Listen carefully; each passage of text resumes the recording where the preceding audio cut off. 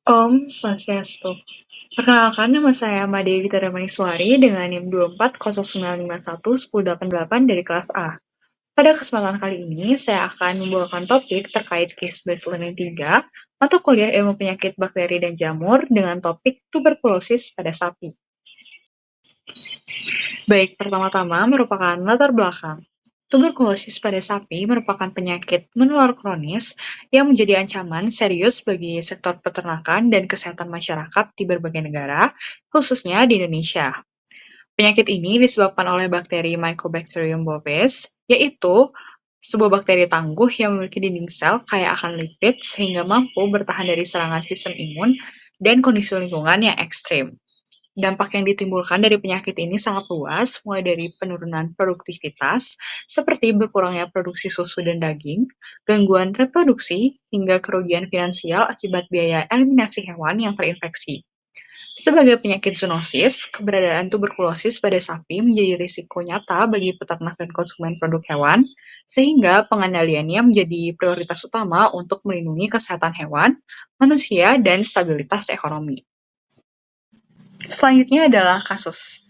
Berdasarkan data Isignas dan Studi Epidemiologi Nasional, kasus tuberkulosis sapi di Indonesia, khususnya pada sentra peternakan sapi perah di Pulau Jawa, menunjukkan tantangan epidemiologi yang signifikan dengan tingkat prevalensi reaktor positif uji tuberkulin berkisar 1% hingga 10% pada skala kelompok ternak. Secara kualitatif, sebagian besar kasus bersifat subklinis, di mana sapi tampak sehat secara fisik, tetapi menyimpan lesi granulomatosa yang aktif di organ internalnya. Hal tersebut terkonfirmasi pada saat pemeriksaan postmortem di rumah potong hewan atau RPH melalui temuan nekrosis kaseosa pada kelenjar limfa mediastinalis. Tingginya risiko transmisi di Indonesia dipicu oleh manajemen perkandangan yang padat dengan ventilasi buruk serta rendahnya praktik pasteurisasi di tingkat ternak rakyat yang berpotensi menyebabkan penularan zoonosis Mycobacterium bovis ke manusia melalui konsumsi susu segar. Sebagai langkah pengendalian, pemerintah melalui regulasi nasional dan sistem Isignas mewajibkan prosedur test and slaughter serta pengawasan ketat terhadap lalu lintas ternak guna memutus rantai penularan di lingkungan peternakan. Untuk morfologi bakterinya, bakteri ini memiliki nama spesies yaitu Mycobacterium bovis yang memiliki bentuk sel basil atau batang dengan ukuran sekitar 2 hingga 4 mikrometer. Untuk pewarnaannya sendiri, secara teknis bakteri ini dapat diwarnai menggunakan pewarnaan gram positif, namun karena sulit diwarnai, jadi dapat diidentifikasi menggunakan pewarnaan Zell-Nielsen. Untuk sifatnya sendiri, bakteri Mycobacterium bovis ini merupakan bakteri aerob obligat yang membutuhkan oksigen tinggi dan tumbuh sangat lambat dengan waktu sekitar 18 hingga 24 jam. Untuk motilitasnya adalah non-motil, sporanya non-spora, dan kapsulnya non-kapsul. Serta bakteri ini relatif tahan terhadap kekeringan dan sinar matahari tidak langsung, namun dapat mati melalui proses pasteurisasi. Untuk gejala klinisnya, penyakit tuberkulosis ini dapat berdampak kepada dua pihak, yang pertama pada sapi dan juga pada manusia. Untuk penyakit tuberkulosis pada sapi biasanya berjalan secara kronis dan sulit dideteksi pada tahap awal. Untuk gejalanya pada sapi meliputi batuk kronis, lalu penurunan kondisi tubuh atau wasting, lalu limfadenopati atau pembesaran limfa, lalu ada penurunan produktivitas dari daging maupun susu, serta gangguan reproduksi.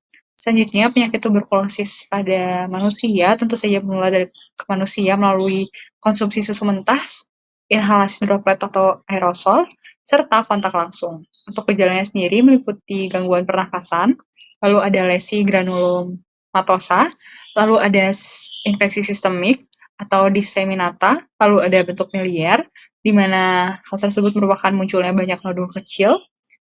Lalu terakhir adalah infeksi oportunistik. Lalu untuk diagnosanya dapat dilakukan melalui beberapa metode sebagai berikut. Yang pertama merupakan uji tuberkulin intradermal, yang merupakan metode screening utama dengan menyuntikkan Purified Protein Derivative atau PPD ke kulit untuk mendeteksi pembengkakan lokal atau hipersensitivitas tipe lambat. Selanjutnya ada milk-bring test atau MRT, yang merupakan screening tambahan khusus sapi perah untuk mendeteksi antibodi langsung dari sampel susu. Selanjutnya ada metode kultur bakteri atau gold standard. Metode ini menumbuhkan sampel jaringan susu pada media Lawrence-Johnson yang merupakan metode akurat tapi memerlukan waktu yang cukup lama, sekitar 2 hingga 8 minggu. Selanjutnya ada uji molekuler atau PCR yang merupakan metode deteksi cepat DNA spesifik Mycobacterium bovis dengan sensitivitas dan spesifitas tinggi. Selanjutnya ada pemeriksaan patologi juga, yang merupakan identifikasi makroskopis granuloma atau nekrosis kaseosa dan mikroskopis menggunakan pewarnaan Zell-Nielsen untuk menemukan basil tahan asam atau BTA. Penanganan untuk penyakit tuberkulosis pada sapi ini tanpa menggunakan pengobatan antibiotik karena terapi antibiotik jangka panjang tidak dilakukan pada hewan karena dinilai tidak efektif, berbiaya tinggi, dan berisiko menimbulkan resistensi. Untuk itu dialihkan kepada test and slaughter, di mana hewan yang terbukti positif melalui uji tuberkulin atau laboratorium wajib dipisahkan dan dimusnahkan guna memutus rantai penularan dalam populasi. Lalu ada biosecurity yang ketat di mana akan diterapkan sanitasi kandang, disinfeksi berkala, pengawasan lalu lintas ternak, serta kontrol ketat terhadap keluar masuknya hewan di area peternakan. Dapat dilakukan juga pasteurisasi susu untuk menjamin keamanan pangan dan mencegah penularan zoonosis dari sapi ke manusia melalui konsumsi susu segar. Yang terakhir adalah surveillance aktif, di mana dilaksanakan uji tuberkulin rutin secara nasional dan pelaporan kasus wajib melalui sistem Insignas kepada otoritas terkait. Jadi kesimpulannya, tuberkulosis sapi merupakan penyakit menular kronis zoonotik yang disebabkan oleh bakteri Mycobacterium bovis, yang merupakan bakteri basil tahan asam berbentuk batang yang bersifat non-motil, tidak berspora, dan tidak berkapsul. Penyakit ini ditandai dengan pembentukan granuloma atau tuberkel, dengan nekrosis kaseosa yang seperti keju pada paru-paru dan kelenjar limfa, yang secara klinis memicu gejala batuk kronis, penurunan berat badan progresif atau wasting, serta penurunan produktivitas susu dan daging pada sapi.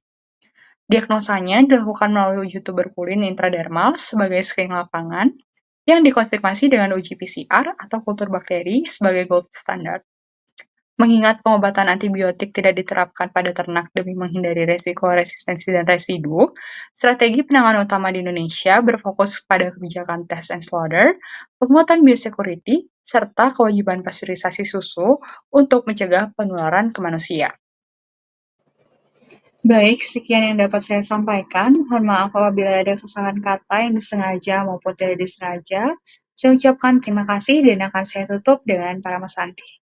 Om Santi, Santi, Santi.